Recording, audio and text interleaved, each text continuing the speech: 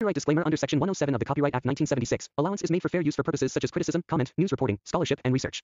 Fair use is a use permitted by copyright statute that might otherwise be infringing. Nonprofit, educational, or personal use tips the balance in favor of fair use.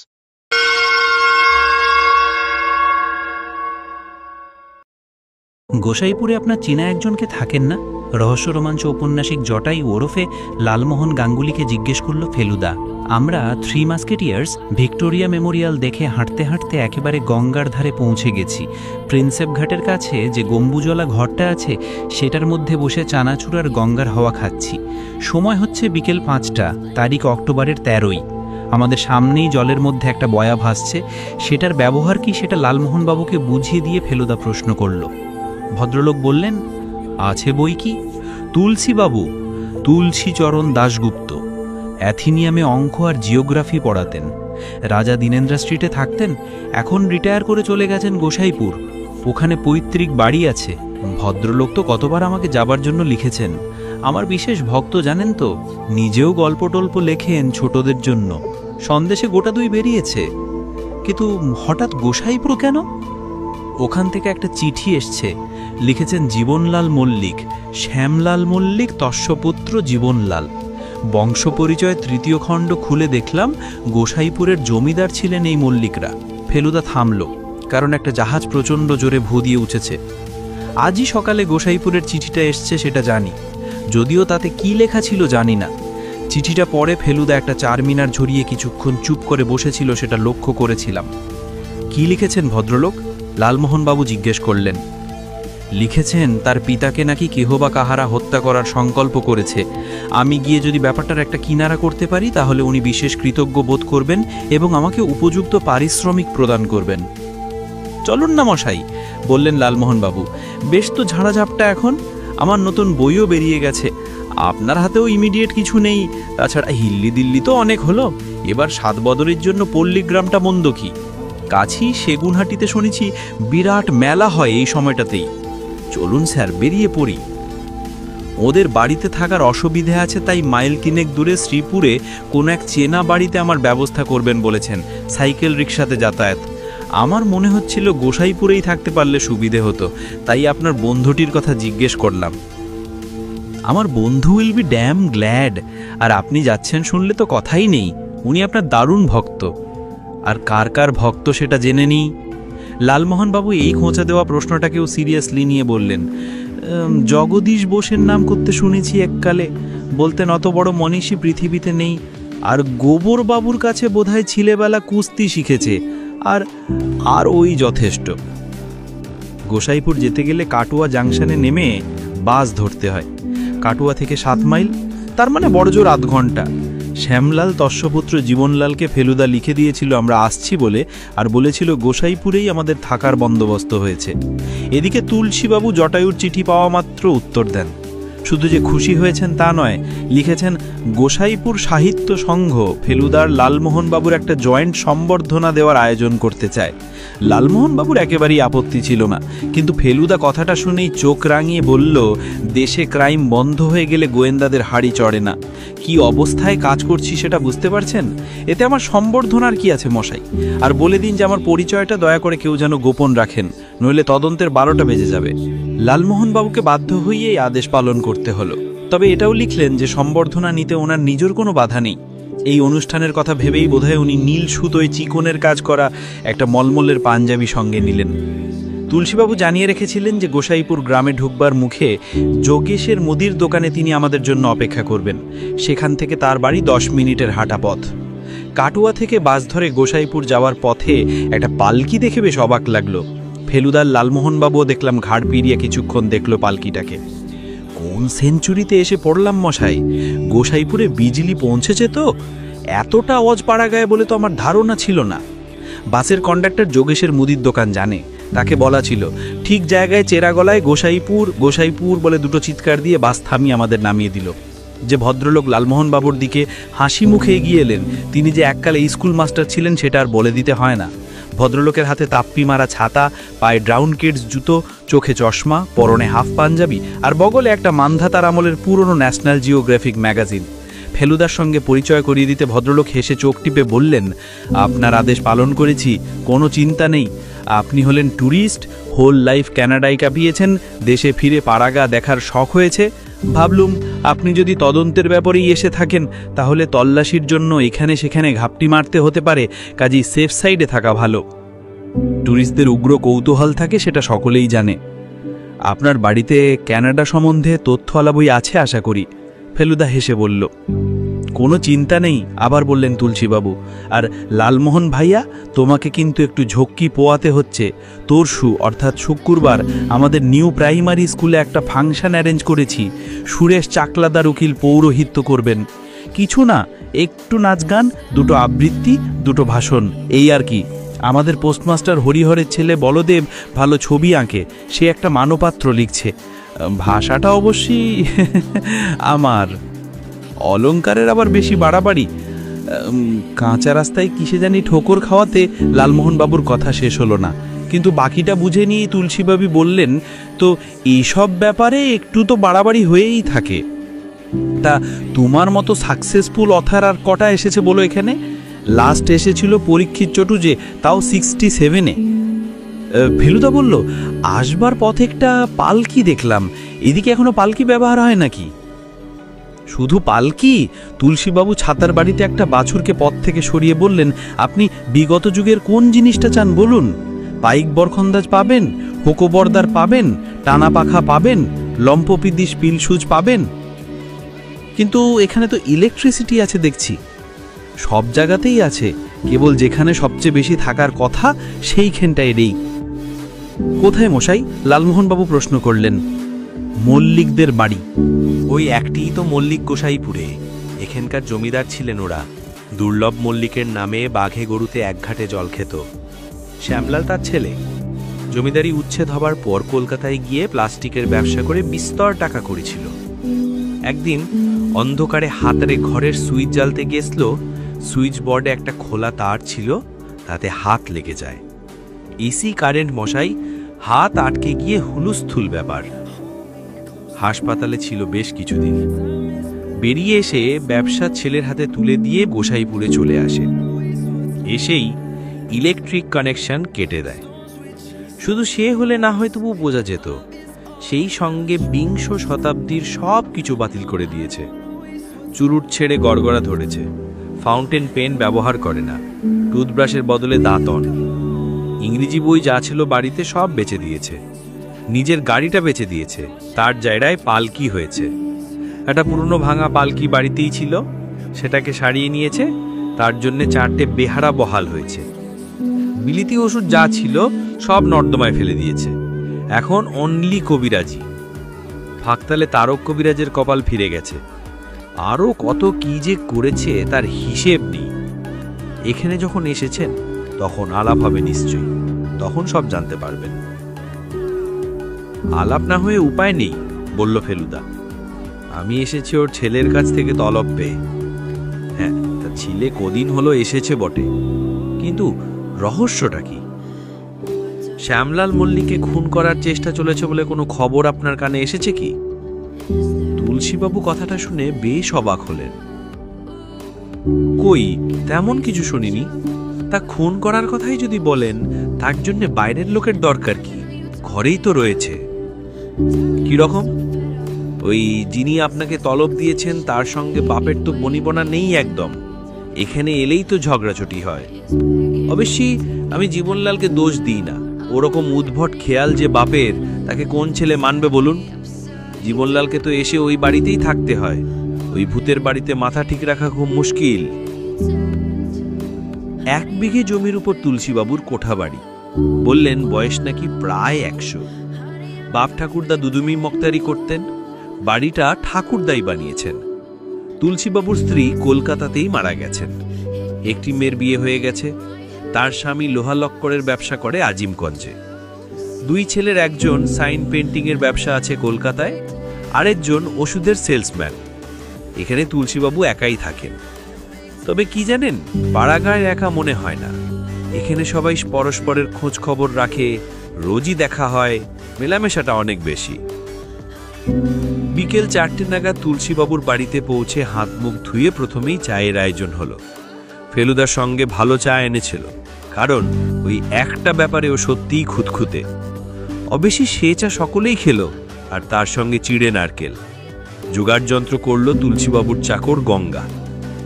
একতলার দুটো ঘরের একটাতে তুলসীবাবু নিজে থাকেন, দোতলার ছাতে একটা বড় ঘর, তাতে 3টে তক্তপোষ পেতে আমাদের জন্য বন্দোবস্ত করা হয়েছে। এ ঘর নাকি তুলসীবাবুর মেয়ে জামাই তাদের ছেলেপুলে নিয়ে বছরে একবার করে এসে থেকে যায়। চা খেতে খেতে ফেলুদা বলল, আমাকে কিন্তু একবার ওই বিজলিহীন বাড়িতে যেতে হবে জীবনবাবুর সঙ্গে দেখা করতে। ওকে লিখে জানিয়েছি যে 5:30 নাগাদ যাব। তুলসীবাবু বললেন, তা বেশ, তো আমি পৌঁছে দেবক্ষণ। মল্লিক বাড়ি 5-7 মিনিটের পথ। তবে গাঙ্গুলি ভাইয়াকে আমি ছাড়ছি নে। আজ সন্ধেবেলায় কিছু লোক আসবে আমার এখানে, একটু সদালাপ করতে চান সাহিত্যিকের সঙ্গে। মিত্তির মশাই ঘণ্টাখানিকের মধ্যেই ফিরে আসবেন তো? কেন বলুন তো? একবার আত্মারাম বাবুর ওখানে আপনাকে নিয়ে যেতে চাই। উনি গোসাইপুরের একটি অ্যাট্রাকশন। আত্মারাম বাবু? আসল নাম অবশ্যই মৃগেন ভট্টাচার্য। আত্মা টাত্মা নিয়ে চর্চা করেন, তাই এখানকার কয়েকজন নাম দিয়েছে আত্মারাম। আমি দিইনি, কিন্তু আমার ধারণা ভদ্রলোকের মধ্যে সত্যি আছে। আত্মা নিয়ে চর্চাটা যে কি সেটা আর জিজ্ঞেস করা হলো না, কারণ ঠিক তখনই আবার দেখতে পেলাম পালকিটাকে। আমরা বাইরের দাওয়ায় বসে চা চিড়ে খাচ্ছিলাম, সামনেই রাস্তা, আর সেই রাস্তা দিয়েই পালকিটা আসছে। এবার দেখতে পেলাম যে ভেতরে একজন লোক বসে আছে। আরে, পালকিতে জীবনবাবু বলেই মনে হচ্ছে, বললেন তুলসীবাবু। ভেতরের ভদ্রলোক পালকির দরজা দিয়ে বাইরে উঁকি মারছিলেন। বেহারাগুলো ঠিক গল্পে যেরকম পড়া যায় সেরকম হুম হাম শব্দ করতে করতে এগোচ্ছিল। এমন সময় শব্দের সঙ্গে সঙ্গে পালকিটাও থেমে গেল। পালকি মাটিতে নামতেই তার ভেতর থেকে একজন বয়স 35-এর ভদ্রলোক বেশ কষ্ট করে বাইরে বেরিয়ে আরও খানিকটা কষ্ট করে উঠে দাঁড়ালেন। সমস্ত ব্যাপার বেমানান, কারণ ভদ্রলোকের স্মার্ট কলকাতিয়া চেহারা, গায়ে বুশশার্ট আর টেরিলিনের প্যান্ট। মিস্টার মিতির? ফেলুদার দিকে এগিয়ে এসে হাসি মুখে প্রশ্ন করলেন ভদ্রলোক। আজ্ঞে হ্যাঁ, আমার নাম জীবনলাল মল্লিক। বুঝেছি, ইনি আমার বন্ধু মিস্টার গাঙ্গুলি, আর এ হলো আমার খুড়তুতো ভাই তপেশ। তুলসীবাবুর সঙ্গে বোধহয় আপনার পরিচয় আছে। জীবনবাবু পালকিটাকে ছেড়ে দিয়ে বললেন, আমার বাড়ি মিনিট 5-এর হাঁটা পথ। আসবেন একবারটি? আপনাদের চা খাওয়া হয়েছে, একটু কথা ছিল। লালমোহনবাবু রয়ে গেলেন। আমি আর ফেলুদা জীবনবাবুর সঙ্গে মল্লিক বাড়ি রওনা দিলাম। রাস্তা ছেড়ে একটা বাঁশবনে ঢুকে বুঝলাম এটা শর্টকাট। জীবনবাবু বললেন, কলকাতায় একটা টেলিফোন করার দরকার ছিল, তাই স্টেশনে যেতে হলো। পালকি ছাড়া গতি নেই বুঝি? ফেলুদার দিকে আর চোখে চেয়ে জীবনবাবু বললেন, আপনাকে তুলসীবাবু বলেছেন বুঝতে পারছি। হ্যাঁ, বলছিলেন ইলেকট্রিক শকের পরিণাম। পরিণামটা গোড়ায় এত ভয়াবহ ছিল না, আক্রোশটা ছিল শুধু ইলেকট্রিসিটির বিরুদ্ধে। এখন কি দাঁড়িয়েছে সেটা আমাদের বাড়ি গেলেই বুঝতে পারবেন। আপনি এখানে প্রায় আসেন? 2 মাসে একবার। আমাদের একটা ব্যবসা আছে, সেটা এখন আমাকেই দেখতে হয়, সেই নিয়ে কথা বলতেই আসি। তা ব্যবসাতে এখনো ইন্টারেস্ট আছে আপনার বাপের? মোটেই না, কিন্তু আমি সেটা চাই না। আমি আপ্রাণ চেষ্টা করে চলেছি যাতে উনি আবার স্বাভাবিক অবস্থায় ফিরে আসেন।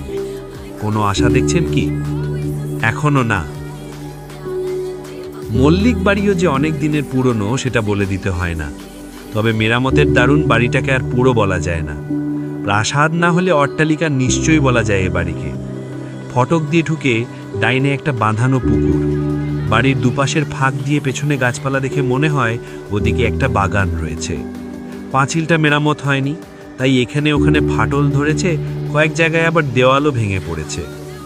ফটকে একজন দারোয়ান দেখলাম, যার হাতে সরকিয়ার ঢাল দেখে মনে হলো কোনো ঐতিহাসিক নাটকে নামার জন্য তৈরি হয়েছে। সদর দরজার পাশে ঠিক ওই রকমই হাস্যকর পোশাক পরা একজন বরকন্দাজ জীবনবাবুকে দেখে এক প্যাল্লা খালাম ঠুকল। এই থমথমে পরিবেশেও এই ধরনের সব অবিশ্বাস্য ব্যাপার দেখে হাসি পাচ্ছিল। আমরা একতলাতেই বৈঠকখানায় ফরাসির উপর বসলাম। ঘরে চেয়ার নেই, দেয়ালে যা ছবি আছে সবই হয় দেবদেবী, না হয় পৌরাণিক ঘটনার। দেয়ালের আলমারির একটা তাকে গোটা 10 বাংলা বই দেখলাম, বাকি তাকগুলো মনে হলো খালি। আপনাদের পাখা লাগবে? তাহলে দাশুকে লাগিয়ে দিই। এতক্ষণ লক্ষ্য করিনি, এবার দেখলাম মাথার উপর ঝালরবালা দুটো মাদুর একটা কাঠের ডান্ডা থেকে ঝুলছে, আর ডান্ডাটা ঝুলছে সিলিংয়ে দুটো আংটা থেকে। এই হলো টানা পাখা, যেটা টানা হয় বারান্দা থেকে আর হাওয়া হয় ঘরে। অক্টোবর মাস, সন্ধে হয়ে এসেছে, তাই গরম নেই, পাখার আর দরকার হলো না। এটা কি জানেন? জীবনবাবু আলমারিটা খুলে তার থেকে একটা গামছা টাইপের চারকোনা কাপড় বার করে ফেলুদাকে দেখালেন। সেটার বিশেষত্ব এই যে তার এক কোণে গেঁড়ো দিয়ে বাঁধা রয়েছে একটা পাথরের টুকরো। গামছাটা হাতে নিয়ে ফেলুদার ভুরু কুঁচকে গেল। সে পাথরের উল্টো দিকের কোণাটা হাতে নিয়ে গামছাটাকে বার কয়েক শূন্যে ঘুরিয়ে বলল, তোপসে উঠে দাঁড়াতো। আমি দাঁড়ালাম, আর সেই সঙ্গে ফেলুদাও দাঁড়ালো আমার থেকে হাত তিনেক দূরে। তারপর গামছা হাওয়ায় ঘুরিয়ে হাতে ধরা অবস্থাতেই জাল ফেলার মতো করে আমার দিকে ছুঁড়ে দিল, আর সঙ্গে সঙ্গে পাথরের দিকটা আমার গলায় পেঁচিয়ে গেল। ঠগি, আমি বলে উঠলাম। ফেলুদাই বলেছিল এককালে আমাদের দেশে ঠগিদের দস্যুগিরির কথা। তারা ঠিক এইভাবে পথচারীদের গলায় ফাঁস দিয়ে অ্যাচকা টানে তাদের খুন করে সর্বস্ব লুট করে নিত। ফেলুদাও বেশি গামছা ধরে টান দেয়নি। সে তক্ষুনি প্যাঁচ খুলে নিয়ে ফরাসে বসে বলল, এই জিনিস আপনি কোথায় পেলেন? মাঝরাত্রিরে বাবার ঘরের জানলা দিয়ে ছুঁড়ে ফেলেছিল কেউ। কবে? আমি আসার কয়েকদিন আগে। এত পাহারা সত্ত্বেও এটা হয় কি করে? পাহারা? জীবনবাবু হেসে উঠলেন। পাহারা তো শুধু পোশাকের বাহারে মশাই, মানুষগুলো তো সব ঘেঁয়ো ভূত, কুড়ের হদ্দ। আর তারাও তো বুঝতে পারে বাবুর ভীমরতি ধরেছে। কাজ যা করে সে তো শুধু নাম কাও আসতে। নেহাত বাড়িতে ডাকাত পড়েনি তাই, নইল বোঝা যেত কার দৌড় কত দূর। এ বাড়িতে আর কে কে থাকেন জানতে পারি? বাবা ছাড়া আর আছেন আমার বিধবা ঠাকুমা, তিনি প্রাচীন আমলের লোক, তাই দিব্যি আছেন। তাছাড়া আছেন ভোলানাথ বাবু, একে বাজার সরকার বলতে পারেন, ম্যানেজার বলতে পারেন। বাবার ভাই ফরমাস খাটা, দেখাশোনা করা সবই ইনি করেন। বাবার অসুখ বিসুখ হলে কবিরাজ ডাকতে হয়, সেটিও ইনি করেন। কোনো কাজে শহরে যাওয়ার দরকার হলেও ইনিই যান, ব্যাস। এছাড়া আর কেউ নেই। অবশ্যই চাকর আছে, একটি রান্নার লোক, দুটি দারোয়ান, একটি এমনি চাকর, এরা বাড়িতেই থাকে। পালকির লোক আর পাংখাওয়ালা কাছের গ্রাম থেকে আসে। এই ভোলানাথ বাবু কোথাকার লোক? কদিন আছেন?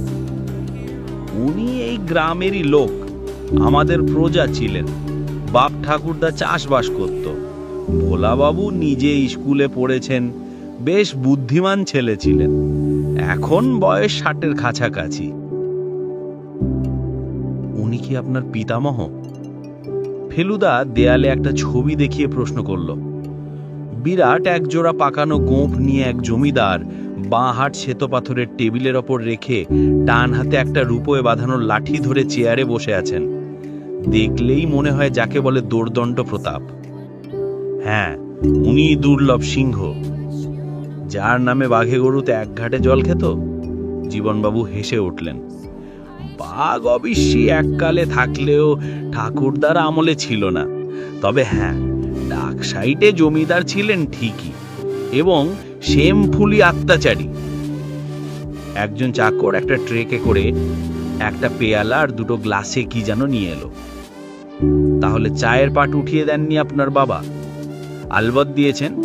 এটাও বেশি চা না, কফি। আমার নিজের একটি কাপ এবং একটি নেসকাফে আমি সঙ্গে করে নিয়ে আসি। সকাল সন্ধে একতলায় বসে থাই, তাই আপনাদের জন্য গ্যালাস। কিছু মনে করবেন না। মনে করব কেন? এ তো খাঁটি মাদ্রাজি সিস্টেম। কমলাবিলা সেইভাবে কাঁসার পাত্রে খেয়েছি কফি। দোতলা থেকে মাঝে মাঝেই একটা খটাস খটাস শব্দ পাচ্ছিলাম। সেটা যে কিসের শব্দ সেটা ফেলুদার প্রশ্নে থেকে বুঝতে পারলাম। আপনার বাবা বুঝি খড়ম ব্যবহার করেন? জীবনবাবু একটু হেসে বললেন, সেটাই স্বাভাবিক নয় কি? এই ঠগির গামছা ছাড়া আর কি থেকে আপনার ধারণা হলো যে আপনার বাবার জীবন বিপন্ন?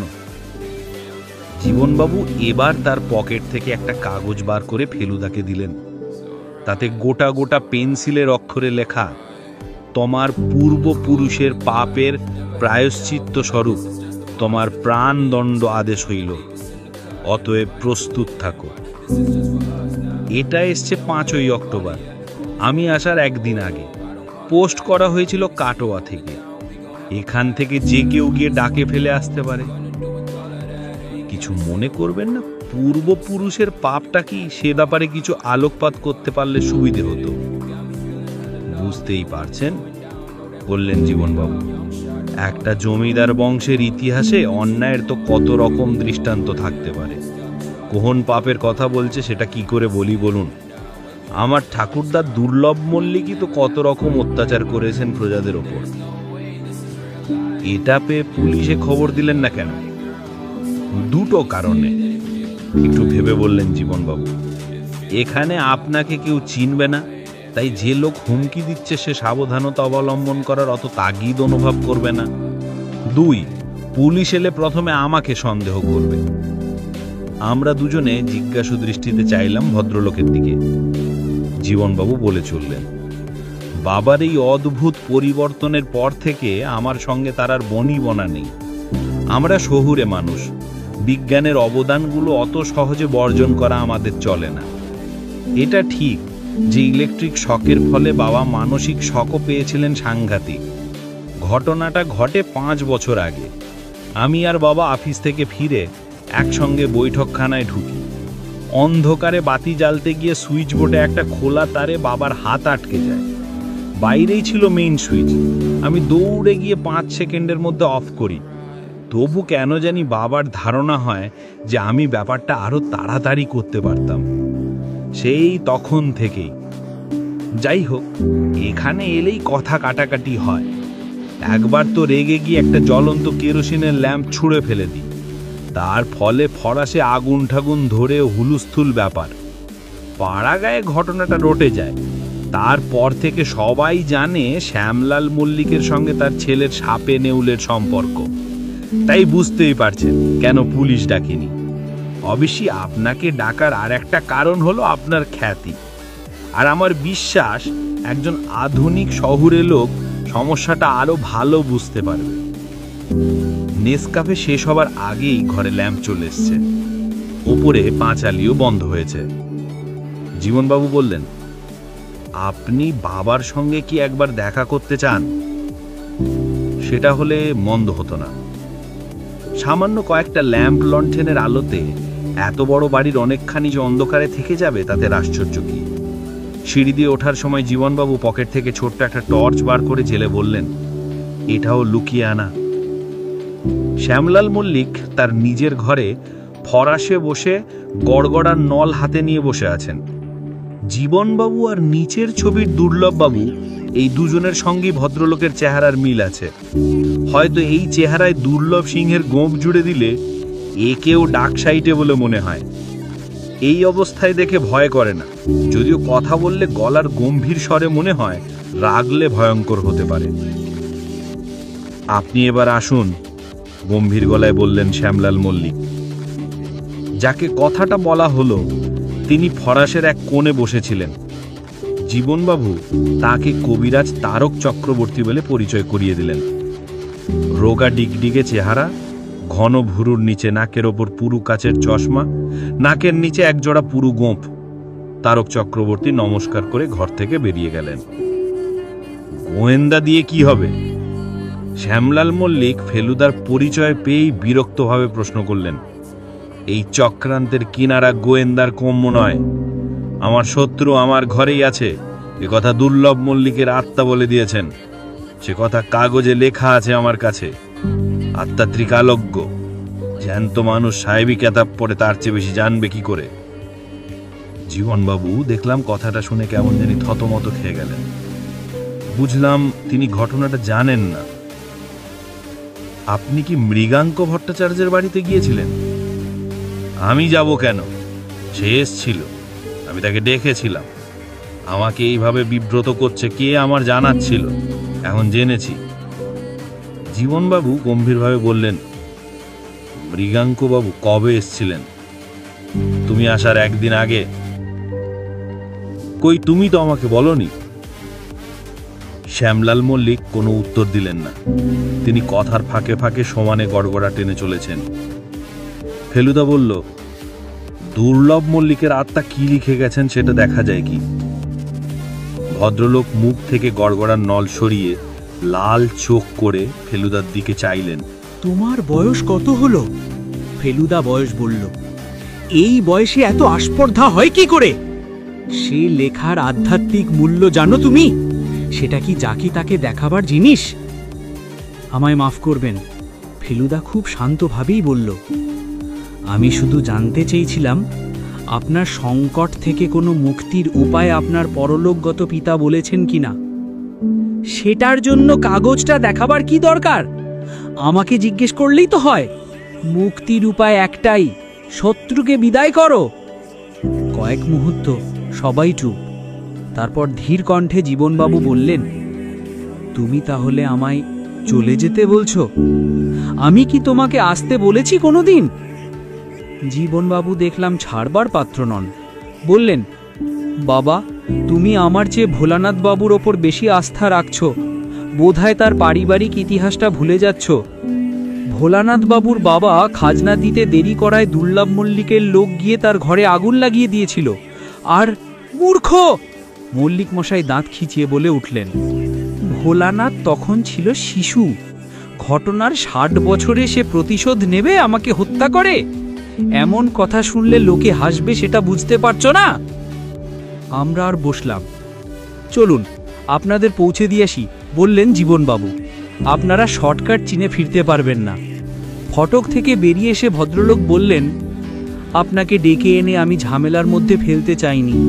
আপনাকে যেভাবে অপমানিত হতে হলো তার জন্য আমি অত্যন্ত লজ্জিত। গোয়েন্দাদের এসব ব্যাপারে লজ্জাবোধ থাকে না জীবনবাবু, বলল ফেলুদা। এখানে এসে আমার আদৌ আফসোস হচ্ছে না। এ নিয়ে আপনি চিন্তাই করবেন না। আমার কেবল আপনার সম্বন্ধেই ভাবনা হচ্ছে। একটা কথা আপনার বোঝা উচিত, হুমকি চিঠি পড়ে ভোলানাথ বাবুর কথা মনে হচ্ছে বলেই কিন্তু সন্দেহটা আরো বেশি করে আপনার ওপর পড়ছে। কিন্তু গামছা আর চিঠি যখন আসে তখন তো আমি কলকাতায় মিস্টার মিত্তির। ফেলুদা একটা ছোট্ট হাসি দিয়ে বলল, আপনার যে কোনো অনুচর নেই গোসাইপুরে, সেটা কি করে জানবো জীবনবাবু?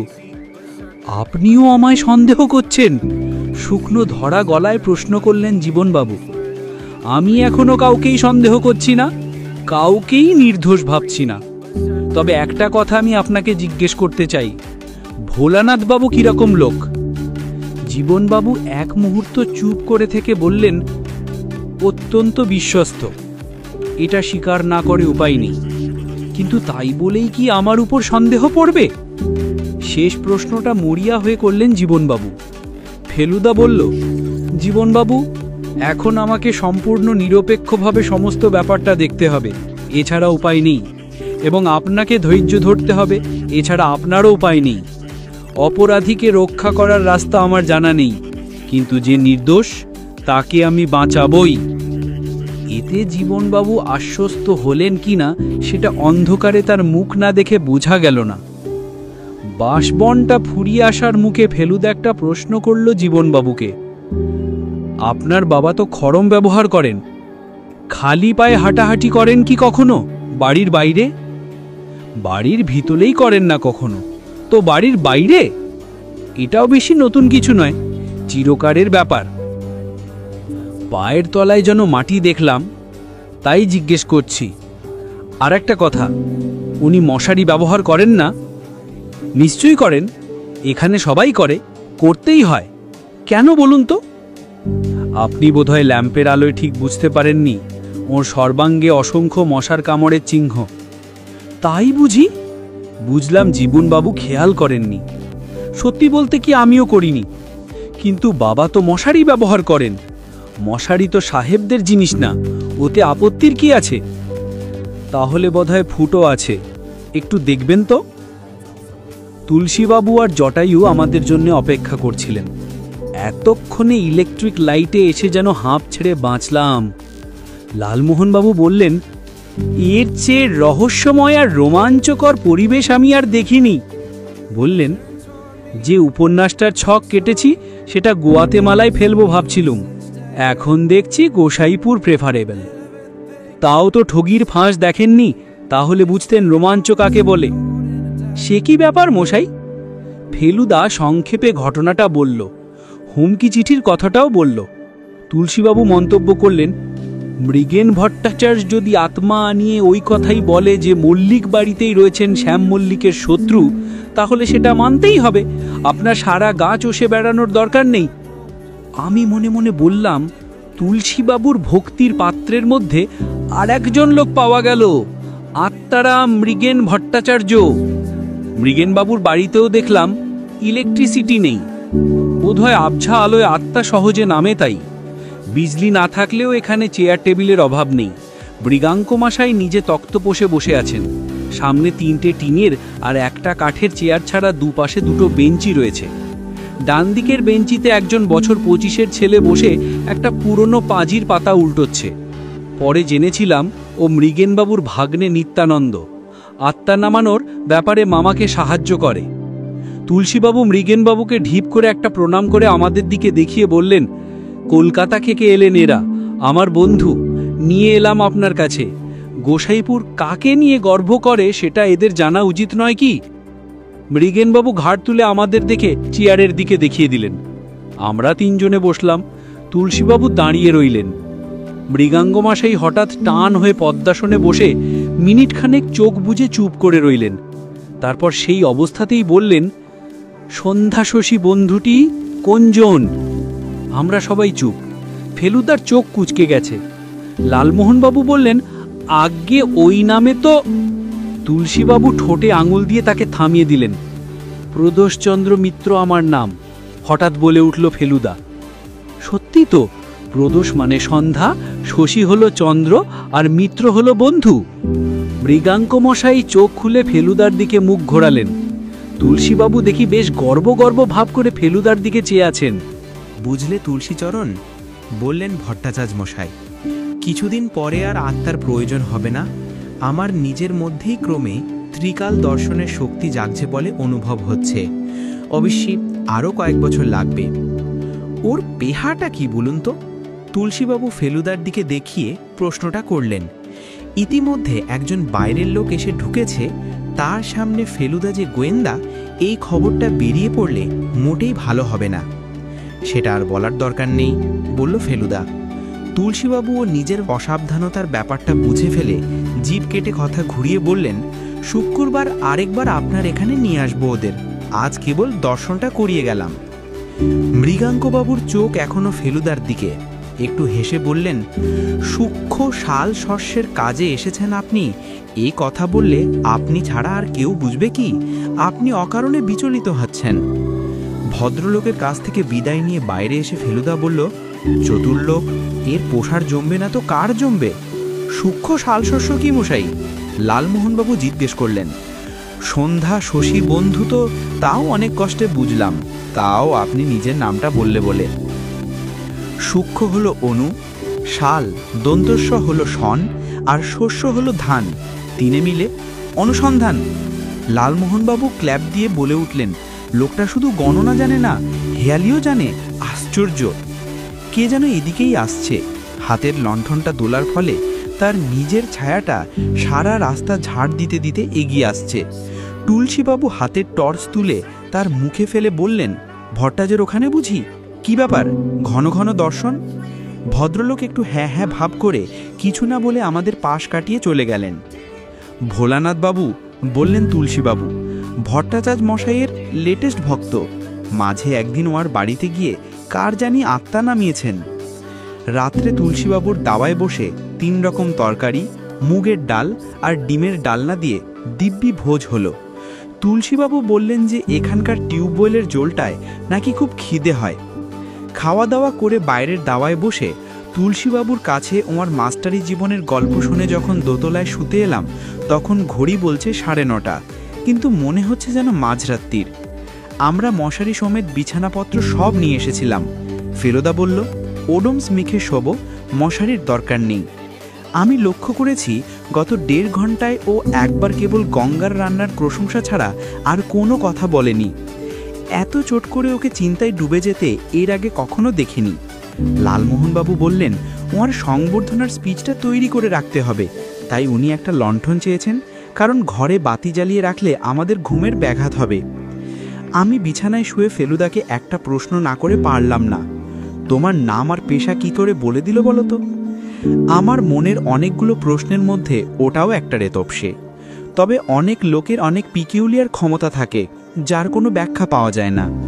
লালমোহনবাবু বললেন, আমাকে এভাবে স্রেফ ইগনোর করলো কেন বলুন তো?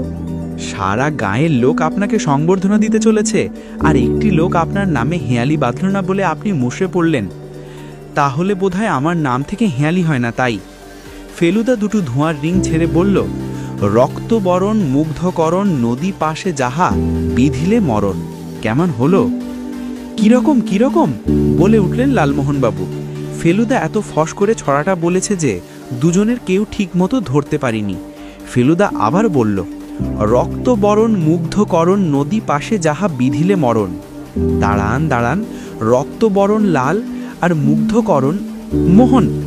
আমি চেঁচিয়ে বলে উঠলাম, ইয়েস, লালমোহন। কিন্তু গাঙ্গুলি? ওহো, নদী হলো গাং আর গুলি বিঁধলে মরণ। ও ব্রিলিয়েন্ট মশাই, কি করে যে আপনার মাথায় এত বাসে জানি না। আপনি থাকতে সংবর্ধনাটা আমাকে দেবার কোনো মানেই হয় না। ভালো কথা, স্পিচটা তৈরি হলে একটু দেখে দেবেন তো? পরের দিন সকালে গ্রামটা ঘুরে দেখে আমরা জাগরণী ক্লাবের বাড়িতে সিরাজউদ্দৌলা নাটকের রিহার্সাল দেখতে গেলাম। ফেলুদা অভিনেতাদের সঙ্গে আলাপ করে তাদের ক্যানেডিয়ান থিয়েটার সম্পর্কে একটা ছোটোখাটো বক্তৃতা দিয়ে ফেলল। সেখানেই আলাপ হলো গোসাইপুরের একমাত্র মূকাভিনেতা বেনি মাধবের। বললেন শুক্রবার বিকেলে আমাদের বাড়িতে এসে তারা আর্ট দেখিয়ে যাবেন। দেখবেন স্যার, ফ্ল্যাট ছাদের ওপর সিঁড়ি বেয়ে ওঠা দেখিয়ে দেব, ঝড়ের মধ্যে মানুষের অভিব্যক্তি কীরকম হয়, স্যার থেকে 6 রকম চিঞ্জের মধ্যে দিয়ে হ্যাপিতে নিয়ে যাওয়ার সব দেখিয়ে দেব। বিকালে সেগুনহাটির মেলা দেখতে গেলাম। সেখানে নাগরদোলায় চড়ে চা, চিকেন কাটলেট আর রাজভোগ খেয়ে স্পাইডার লেডির বিভৎস ভেলকি দেখে 13.5 টাকার খুচরো জিনিস কিনে গোসাইপুর যখন ফিরলাম তখন 6টা বাজে। আকাশে আলো গাছে দেখেই বোধহয় ফেলুদা বলল একবার মল্লিক বাড়িতে জীবনবাবুর সঙ্গে দেখা করে যাবেন। তুলসীবাবু বললেন বাড়ি গিয়ে আমাদের জন্য অপেক্ষা করবেন। সদর দরজায় পৌঁছানোর আগেই জীবনবাবু বেরিয়ে এলেন। বললেন ওনার ঘরের জানালা দিয়েই অনেক আগে আমাদের দেখতে পেয়েছেন। তারপর ফেলুদার প্রশ্নের উত্তরে বললেন যে নতুন কোনো খবর নেই। আপনাদের বাগানটা একটু দেখতে পারি? নিশ্চয়ই, বললেন জীবনবাবু, আসুন আমার সঙ্গে। বাগানটা অবশ্যই ফুলের বাগান নয়, এখানে বেশিরভাগই বড় বড় গাছ আর ফলের গাছ। ফেলুদা ঘুরে ঘুরে কি দেখছে তা ওই জানে।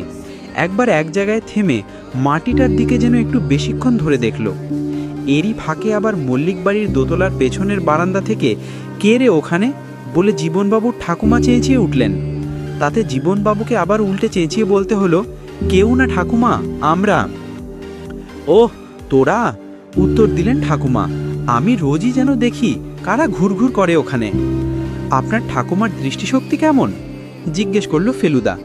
খুব কম, এবং তার সঙ্গে মানানসই শ্রবণ শক্তি। বাগান এমনিতে তেমন দেখাশোনা হয় না, ওই ভোলানাথ বাবুই যা দেখেন। রাত্রে লোক থাকে এদিকে? রাত্রে? মাথা খারাপ, রাত জেগে বাগানে টহল দেবে এরা? সদর দরজায় তালা দেওয়া থাকে আশা করি? ওটা ভোলানাথ বাবুর ডিউটি, তবে আমি থাকলে আমিই চাবি বন্ধ করি, চাবি আমার কাছেই থাকে। ভোলানাথ বাবুর সঙ্গে আলাপ হয়নি, তাকে একবার ডাকতে পারেন? ভোলানাথ বাবুকে দিনের আলোয় দেখে মনে হলো তিনি শহুরে মানুষের মতো ধুতি শার্ট পরলেও তার চেহারায় এখনও অনেকখানি তার পূর্বপুরুষের ছাপ রয়ে গেছে। খালি গা করে মাঠে নামিয়ে হাতে লাঙল ধরিয়ে দিলে খুব বেমানান হবে না। আমরা বাড়ির সামনে বাঁধানো পুকুরের ঘাটে বসে কথা বললাম। বর্ষার জলে পুকুর প্রায় কানায় কানায় ভরে আছে, আর সারা পুকুর ছেয়ে আছে শালুকে। নবীন বলে একটি চাকরকে লেবুর শরবত আনতে বললেন জীবনবাবু।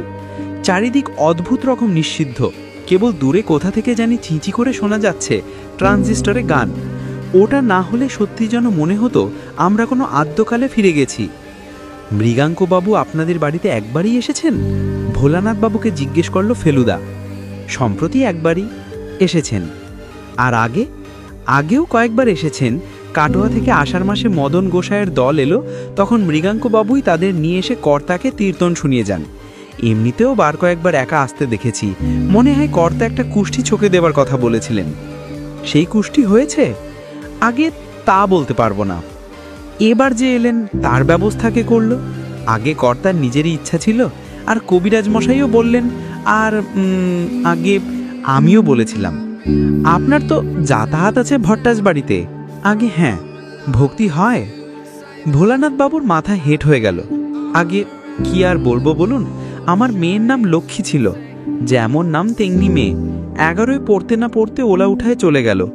মৃগাঙ্কবাবু শুনে বললেন, সে কেমন আছে জানতে চাও তার নিজের কথায়? ভোলানাথবাবু অন্ধকারে ধুতির খুঁটে চোখ মুছলেন, তারপর সামলে নিয়ে বললেন, সেই মেয়েকে নামিয়ে আনলেন ভট্টাচ মশাই।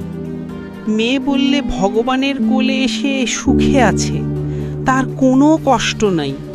মুখে বললেন অবিশ্বাসী, কাগজে লেখা হলো। সেই থেকে ভোলানাথবাবুর গলা আবার ধরে গেল। ফেলুদা ব্যাপারটাকে আর না বাড়িয়ে বলল, এ বাড়িতে আত্মা নামানোর সময় আপনি ছিলেন? ছিলাম, তবে ঘরের মধ্যে ছিলাম না, দরজার বাইরে। ভেতরে কেবল কর্তা মশাই আর ভট্টাচ মশাই আর নিত্যানন্দ ছাড়া কেউ ছিলেন না। মা ঠাকুরুন যেন জানতে না পারেন এইটে বলে দিয়েছিলেন কর্তা মশাই, তাই দরজায় পাহারা থাকতে হলো। তাহলে আপনি কিছুই শোনেননি? আগে 10 মিনিট খানেক চুপচাপের পর মধু সরকারের বাঁশবনের দিক থেকে যখন শিয়াল ডেকে উঠল, সেই সময় যেন কর্তামশাইয়ের গলায় শুনলাম, কেউ এলেন, কেউ এলেন। তারপর আর কিছু শুনিনি। সব হয়ে যাবার পর ভট্টাচ মশাইকে নিয়ে তার বাড়ি পৌঁছে দিয়ে আসি। শরবত খাওয়া শেষ করে একটা চারমিনার ধরিয়ে ফেলুদা বলল, দুর্লভ মল্লিকের লোক আপনাদের ঘরে আগুন লাগিয়ে দিয়েছিল, সে কথা মনে পড়ে? ভোলানাথবাবুর উত্তর এলো ছোট্টপত কথায়, থা ফড়ে। আপনার মনে আক্রোশ নেই? ফেলুদাকে এই ধরনের ধাক্কা মারা প্রশ্ন করতে আগেও দেখেছি। ও বলে এই ধরনের প্রশ্নের রিয়াকশন থেকে নাকি অনেক কিছু জানা যায়। ভোলানাথবাবু জিভ কেটে মাথা হেঁট করলেন, তারপর কয়েক সেকেন্ড চুপ থেকে বললেন, এখন মাথাটা ঠিক নেই, তাই নইলে কর্তামশাইয়ের মতো মানুষ কজন হয়? ফেলুদা আর কোনো প্রশ্ন করল না। ভোলানাথবাবু একটুক্ষণ অপেক্ষা করে বললেন, যদি অনুমতি দেন আমি একটু ভট্টাচ মশাইয়ের বাড়ি যাব। ফেলুদা বা জীবনবাবুর কোনো আপত্তি নেই জেনে ভদ্রলোক চলে গেলেন। জীবনবাবু একটু উসখুস খুঁজছেন দেখে ফেলুদা বলল, কিছু বলবেন কি?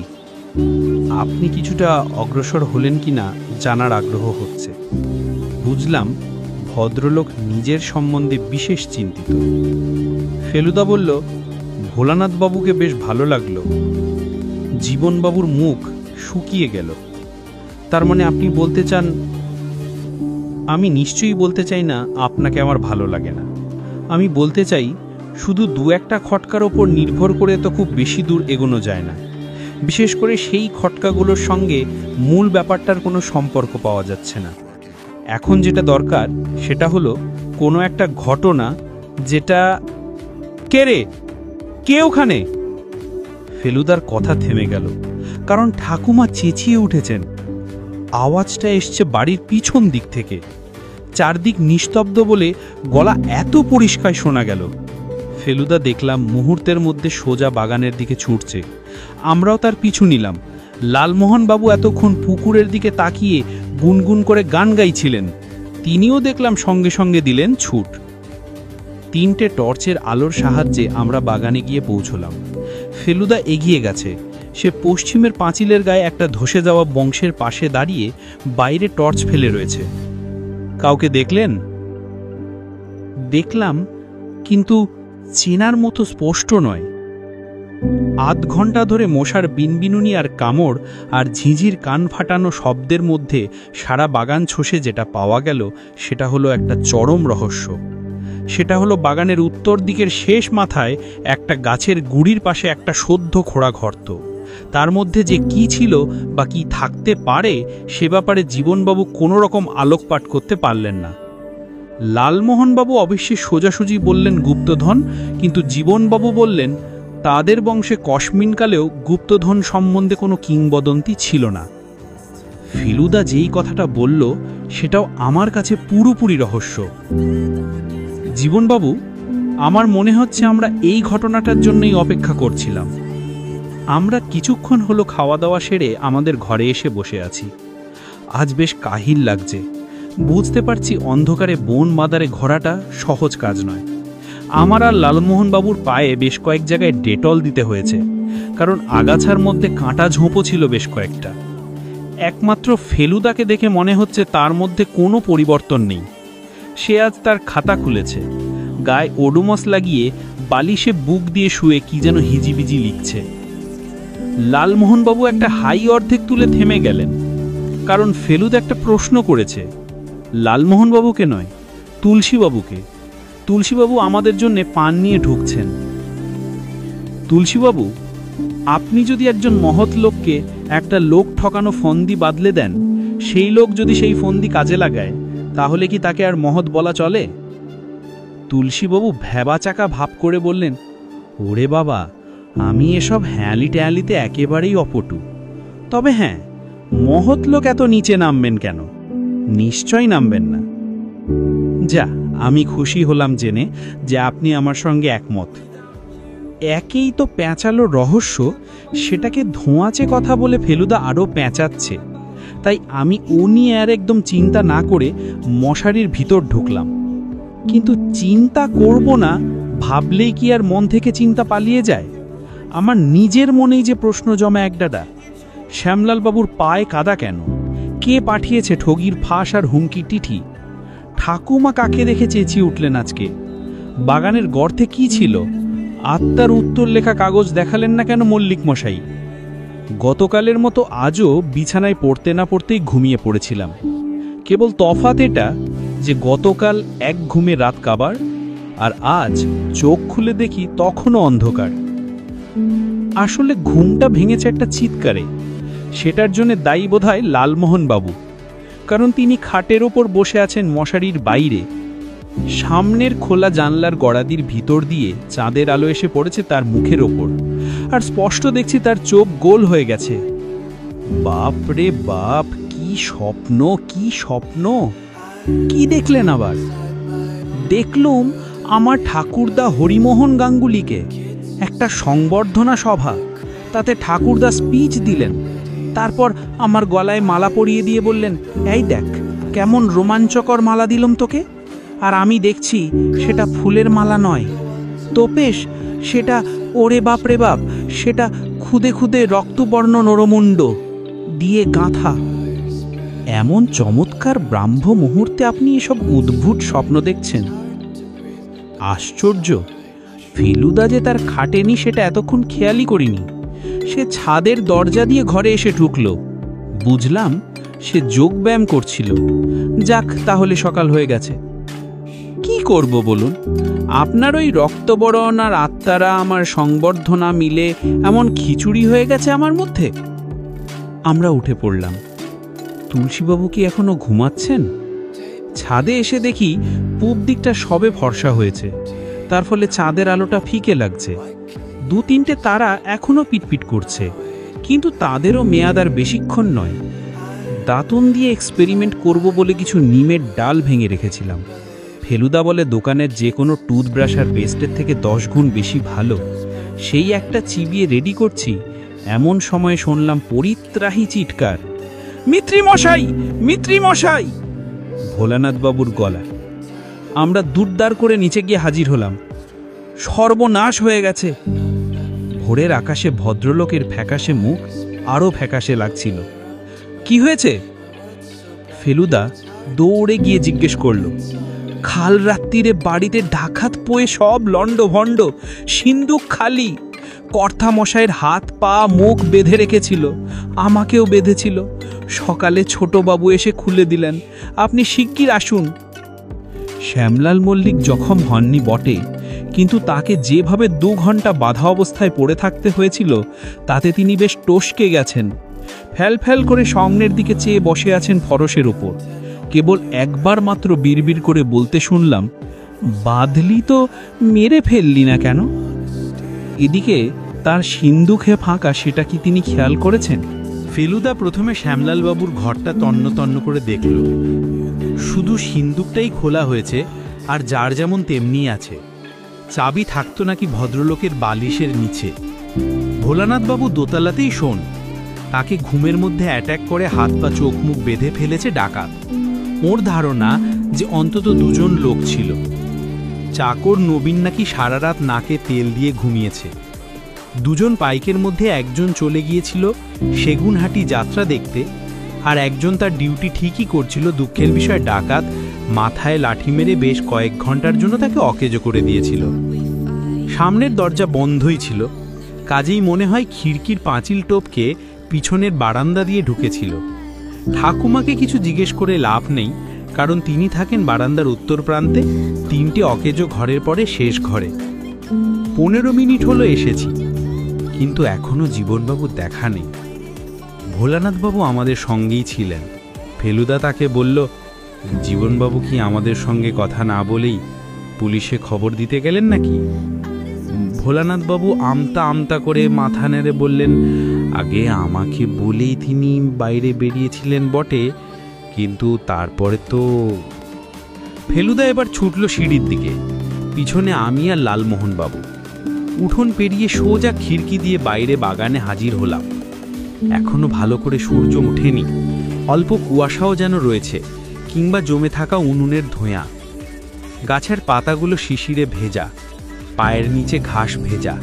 পাখি ডাকছে, কাক, শালিক, আর আরেকটার নাম জানি না। আমরা বাগানের মধ্যে দিয়ে এগিয়ে গিয়ে থমকে থেমে গেলাম। 10 হাত দূরে একটা কাঁঠাল গাছের গুড়ির ধারে নীল পাঞ্জাবি আর পায়জামা পরা একজন লোক পড়ে আছে। ওই পোশাক আমি চিনি, ওই চটিটাও চিনি। ফেলুদা এগিয়ে গিয়ে কাছ থেকে দেখেই একটা আতঙ্ক আর আক্ষেপ মেশানো শব্দ করে পিছিয়ে এলো। ও মশাই! লালমোহনবাবু আঙুল দিয়ে কিছু দূরে মাটিতে একটা জায়গার পয়েন্ট করে কথাটা বললেন। জানি, দেখেছি। ওটা ছোবেন না, ওটা দিয়ে জীবনবাবুকে খুন করা হয়েছে। ঝোপের ধারে পড়ে রয়েছে কোণে পাথর বাঁধা একটা গামছা। ভোলানাথবাবুও বেরিয়ে এসেছেন, আর দেখেই বুঝেছেন কি হয়েছে। সর্বনাশ বলে মাথায় হাত দিয়ে প্রায় যেন ভিড়মি লাগার ভাব করে 3 হাত পেছিয়ে গেলেন ভদ্রলোক। এখন বিচলিত হলে চলবে না ভোলানাথবাবু, আপনি চলে যান ভদ্রলোকের সঙ্গে। এখানে পুলিশের ঘাঁটিতে গিয়ে খবর দিন, দরকার হলে শহর থেকে দারোগা আসবে। কেউ যেন লাশ বা গামছা না ধরে। কিছুক্ষণ আগেই এই কীর্তিটা হয়েছে, সেই লোক হয়তো এখনো এ তল্লাটেই আছে। আর ভালো কথা, মল্লিক মশাই যেন খুনের কথাটা না জানেন। ফেলুদা দৌড় দিল পশ্চিম দিকের পাঁচিল লক্ষ্য করে, সঙ্গে সঙ্গে আমিও। এদিকের পাঁচিলের একটা জায়গা ধসে গিয়ে দিব্যি বাইরে যাবার পথ হয়ে গেছে। আমরা দুজনে টোপকে বাইরে গিয়ে পড়লাম। ফেলুদার চোখ চারিদিকে ঘুরছে, এমনকি জমির দিকেও। আমরা এগিয়ে গেলাম। 100 গজের মধ্যে অন্য কোনো বাড়ি নেই, কারণ এটা সেই শর্টকাটের বাঁশবন। কিন্তু ওটা কি? একটা ভাঙা মন্দির, নিশ্চয়ই সেই বাদুরে কালী মন্দির। মন্দিরের পাশে একজন লোক আমাদের দিকেই এগিয়ে আসছেন, কবিরাজ রসিক চক্রবর্তী। কি ব্যাপার, এত সকালে? ভদ্রলোক জিজ্ঞেস করলেন। আপনি খবর পাননি বোধহয়? কি খবর? মল্লিক মশাই। হ্যাঁ, কবিরাজের চোখ কপালে উঠে গেছে। আপনি যা ভয় পাচ্ছেন তা নয়, মল্লিক মশাই সুস্থই আছেন, তবে তার বাড়িতে ডাকাত পড়েছে আর জীবনবাবু খুন হয়েছেন। তবে এই খবরটা আর মল্লিক মশাইকে দেবেন না। রসিকবাবু ব্যস্তভাবে এগিয়ে গেলেন। আমরাও ফেরার রাস্তা ধরলাম। খুনি পালিয়ে গেছে। পাঁচিল টপকে বাগানে ঢুকে এগিয়ে যেতেই 3 নম্বর বিস্ফোরণ। আমার মাথা ভোঁ ভোঁ করছে। এ কি স্বপ্ন না সত্যি? কাঁঠাল গাছের নিচটা এখন খালি। জীবনবাবুর লাশ উধাও। ঝোপের পাশ থেকে ঠগির ফাঁসটাও উধাও। লালমোহনবাবু একটা গোলঞ্চ গাছের পাশে দাঁড়িয়ে ঠকঠক করে কাঁপছেন। কোনো রকমে ভদ্রলোক মুখ খুললেন। ভোলানাথবাবু পুলিশে খবর দিতে গেলেন, আমি আপনাদের খুঁজতে এসে দেখলেন লাশ নেই। ফেলুদা চেঁচিয়ে জিজ্ঞেস করল। না। ফেলুদা আবার দৌড় দিল। এবার পশ্চিমে নয়, পূবে। পূবের দেয়ালে ফাঁক নেই, কিন্তু উত্তরে আছে। কালকে সেই গর্ত, আজ দেখলাম সেটা একটা আম গাছের নিচে, আর পিছনেই ফাঁক, বড় ফাঁক, প্রায় একটা ফটক বললেই চলে। আমি আর ফেলুদা বাইরে বেরোলাম। 10 হাতের মধ্যে একটা পুকুর, জলে টইটম্বুর। এই পুকুরেই যে ফেলা হয়েছে লাশ, তাতে সন্দেহ নেই। আমরা ফিরে গিয়ে পিছনের সিঁড়ি দিয়ে সোজা উঠলাম দোতলায়। ও জীবন, ও বাবা জীবন, চেঁচাচ্ছেন ঠাকুমা। এই যেন দেখলাম জীবনকে, গেল কোথায় ছেলেটা? গাল তোবড়ানো, চুল ছোট করে ছাঁটা, থান পড়া 80 বছরের বুড়ি ঘোলাটে চশমা পরে নিজের ঘর ছেড়ে বারান্দার এদিকে চলে এসেছেন। একদিন গলা শুনেছি, আজ প্রথম দেখলাম ঠাকুমাকে। ফেলুদা এগিয়ে গেল। জীবনবাবু একটু বেরিয়েছেন। আমার নাম প্রদোষ মিত্র। আপনার কি দরকার আমাকে বলতে পারেন। তুমি কে বাবা? আমি জীবনবাবুর বন্ধু। তোমাকে তো দেখিনি। আমি 2 দিন আগে এসেছি কলকাতা থেকে। তুমিও কলকাতায় থাকো? আগে কিছু বলার ছিল আপনার? বুড়ি হঠাৎ যেন খেয়েই হারিয়ে ফেললেন। ঘাড় উঁচু করে কিছুক্ষণ এদিক ওদিক চেয়ে বললেন, কি বলার ছিল সে আর মনে নেই বাবা, আমার বড্ড ভোলা মন যে। আমরা ঠাকুমাকে আর সময় দিলাম না। 3 জনে গিয়ে ঢুকলাম শ্যামলাল বাবুর ঘরে। রসিকবাবু ইতিমধ্যে এসে হাজির হয়েছেন। তিনি শ্যামলাল বাবুর নাড়ি ধরে বসে আছেন। জীবন কোথায় গেল? এখনো কেমন জানি অসহায় ভাব করে কথা বলছেন ভদ্রলোক। বুঝলাম রসিকবাবু জীবনবাবুর মৃত্যু সংবাদ শ্যামলাল বাবুকে দেননি। আপনি চাইছেন তিনি কলকাতায় ফিরে যান? ও চলে গেল? কিসে গেল? পালকিতে। পালকিতে তো আর সবটুকু যাওয়া যায় না। কাটোয়া থেকে ট্রেন ছাড়া গতি নেই। গরুর গাড়ি বা ডাক গাড়িতে যাওয়া আজকের দিনে যে সম্ভব নয়, সেটা নিশ্চয়ই বোঝেন। তুমি আমাকে বিদ্রূপ করছো?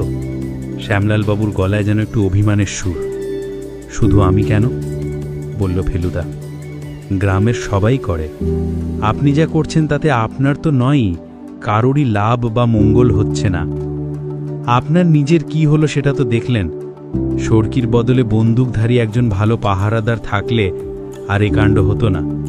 বৈদ্যুতিক শখের চেয়ে এ শখটা কি বেশি কি কম হলো? যে যুগ চলে গেছে তাকে আর ফিরে আনা যায় না। মল্লিক মশাই, অদ্ভুত। আমি ভেবেছিলাম ভদ্রলোক তেলে বেগুনে জ্বলে উঠবেন, কিন্তু সেটা হলো না। ফেলুদার কথার উত্তরে একটিও কথা বললেন না তিনি। কেবল একটা দীর্ঘশ্বাস ফেলে চুপ করে রইলেন। মুখের চেহারা কি হয়েছে দেখেছেন? লালমোহনবাবু তক্ত বসে বসে হাতে তার দাড়ি কামানোর আয়নাটা নিয়ে তাতে নিজের মুখ দেখে মন্তব্যটা করলেন। ওর মুখের যা অবস্থা আমাদের সকলেরই তাই। গোসাইপুরের এটা একটা ড্রব্যাক। এটার বিষয়ে আপনাদের আগে থেকেই ওয়ার্নিং দেওয়া উচিত ছিল। আপনি গোসাইপুর বলছেন, আমি বলবো মল্লিক বাড়ির বাগানে। ওইটাই হলো মশার ডিপো। দুপুরের খাওয়া শেষ করে আমরা দোতলায় আমাদের ঘরে এসে বসেছি। পুলিশ এসে তদন্ত শুরু করে দিয়েছে। ফেলুদা এভাবে গুম মেরে গেছে কেন বুঝতে পারছি না। আমার বিশ্বাস জীবনবাবুর খুনটা এতটাই অপ্রত্যাশিত ছিল যে ওর ক্যালকুলেশন সব গন্ডগোল হয়ে গেছে। আর ডাকাতি যদি খুনটা করে তাহলে তদন্তের মজাটা কোথায়? ডাকাত ধরা রাস্তা তো পুলিশের ঢের বেশি ভালো জানা আছে। সেখানে একজন প্রাইভেট গোয়েন্দার কি করতে পারে? দারোগা সুধাকর প্রামাণিক ইতিমধ্যে ফেলুদার সঙ্গে এসে কথা বলে গেছেন। তিনি ফেলুদার নাম শুনেছেন, তবে ফেলুদার ওপর খুব একটা ভক্তিভাব আছে বলে মনে হলো না। বিশেষ করে জীবনবাবুর লাশ লোপাট হয়ে যাওয়াতে তিনি রীতিমতো বিরক্ত। আপনারা যারা শখের ডিটেকটিভ, বললেন সুধাকর দারোগা, তাদের দেখেছি কাজের মধ্যে সিস্টেমের কোনো বালাই নেই। আরেকজন দেখেছি আপনার মতো গণেশ দত্তগুপ্ত, তার সঙ্গে একটা প্রেসে ঠোকাঠুকি লাগে। যেখানে দরকার অ্যাকশনের সেখানে চোখ কুঁচকে বসে ভাবছে। কি যে ভাবছে তা মা গঙ্গাই জানে। আবার যেখানে কাজ করছে তার পেছনে কোনো চিন্তাই নেই। লাশটা যখন দেখলেন পড়ে আছে আর সেটাকে ছেড়ে যদি যেতেই হয় তো একটা লোককে পাহারায় বসিয়ে যেতে পারলেন না। এখন আমাদের ওই পেছনের পুকুরের জলে জাল ফেলতে হবে, আর তাতে যদি বডি না ওঠে তো ভেবে দেখুন, এই গায়ে 11টা পুকুর, তার মধ্যে একটাকে দিঘি বলা চলে। আর তাতেও যদি না হয় তাহলে এ সবই কিন্তু আপনার নেগলিজেন্সের জন্য। ফেলুদা পুরো ঝালটা হজম করে উল্টে একটা বেয়াড়া প্রশ্ন করে সুধাকর দারোগাকে আরো উস্কে দিল। আপনি প্রেতাত্মায় বিশ্বাস করেন? দারোগা কিছুক্ষণ অবাক হয়ে ফেলুদার দিকে চেয়ে থেকে মাথা নেড়ে বললেন, আপনার সিরিয়াস বলে খ্যাতি আছে শুনেছিলুম, এখন দেখছি সেটাও ভুল। ফেলুদা বলল, কথাটা জিজ্ঞেস করলেন কারণ আপনারা যদি খুনি ধরতে না পারেন তাহলে আমাকে মৃগাঙ্গ ভট্টাচার্যের শরণাপন্ন হতে হবে। তিনি প্রেতাত্মা নামাতে পারেন। আমার মনে হচ্ছে জীবনলালের আত্মাই জীবনলালের খুনির সঠিক সন্ধান দিতে পারেন। আপনি নিজে তাহলে হোপলেস ফিল করছেন বলুন? খুনির তদন্ত আমার সাধ্যের বাইরে, সেটা স্বীকার করছি, কিন্তু ডাকাতের হাতে হাতকড়ি পড়াতে পারবো বলে আমার বিশ্বাস আছে। সুধাকর বাবুর যে ফেলুদার উপর কত কম আস্থা সেটা তার পরের কথা থেকেই বুঝতে পারলাম। আপনি ডেড বডি আর জ্যান্ত বডি তফাৎ করতে পারেন আশা করি। গলায় ফাঁস দিয়ে টান মারলে কি কি পরিবর্তন হয় সেটা জানা আছে আপনার। ফেলুদা ঠান্ডাভাবেই উত্তরটা দিল, সুধাকর বাবু, আমার যখন পুলিশে চাকরি নেবার কোনো বাসনা নেই তখন আপনার প্রশ্নের জবাব দেওয়াটা আমার মর্জির ব্যাপার। পুলিশের ওপর নির্ভর না করে যখন আমি প্রেতাত্মার কথা বলছি তখন বুঝতেই পারছেন আমার তদন্তের রাস্তাটা একটু স্বতন্ত্র। ভোলানাথ বাবু সম্পর্কে আপনার মনে কোনো সন্দেহের ভাব নেই? নিশ্চয়ই আছে। আমার সন্দেহ হয় আপনারা দিকবিদ বিবেচনা না করেই ভদ্রলোকের হাতে হাতকড়ি পড়াবেন, কারণ তার পূর্বপুরুষ যে জীবনবাবুর পূর্বপুরুষের দ্বারা লাঞ্ছিত হয়েছিলেন সে খবর হয়তো আপনাদের কানে পৌঁছেছে, কিন্তু সেটা করলে আপনারা মারাত্মক ভুল করবেন। দারোগা সশব্দে হেসে মোড়া থেকে উঠে দাঁড়ালেন। তারপর ফেলুদার দিকে চেয়ে চুকচুক করে আক্ষেপের শব্দ করে বললেন, মুশকিল হচ্ছে কি জানেন, আপনারা বেশি ভেবে সৎ জিনিসটাকে জটিল করে ফেলেন। কেসটা জলের মতো পরিষ্কার, আপনাদের জাল ফেলা পুকুরের জলের মতো।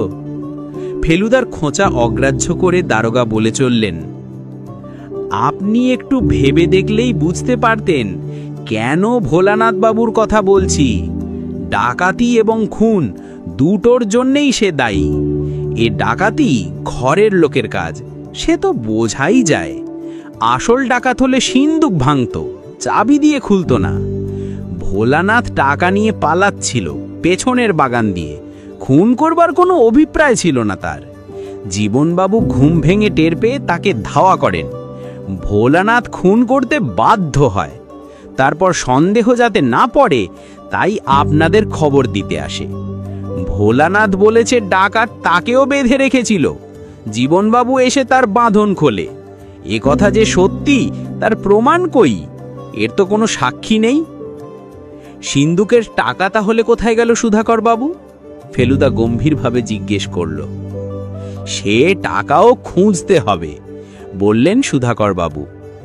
লাশ পেলে পর আমরা ভোলানাথ বাবুকে জেরা করব, তখন সব সুরসুর করে বেরিয়ে পড়বে। আমার কিন্তু সুধাকর বাবুর কথাগুলো বেশ মনে ধরল, কিন্তু ফেলুদা কেন আমল দিচ্ছে না? দারোগা যখন সিঁড়ি দিয়ে নামছে তখনই কেন সে বলতে গেল, আজ সন্ধ্যায় জীবনলালের আত্মা নামানো হবে মৃগাঙ্গ ভট্টাচার্যের বাড়িতে, এলে ঠকবেন না। তুলসীবাবুর দেখলাম একমাত্র চিন্তা কালকের সংবর্ধনা হবে কি না। রহস্যের কিনারা না হলে, খুনির হাতে হাতকড়ি না পড়লে নিশ্চয়ই হবে না, কারণ গ্রামের লোকের সংবর্ধনা সভায় যোগ দেওয়ার উৎসাহই হবে না।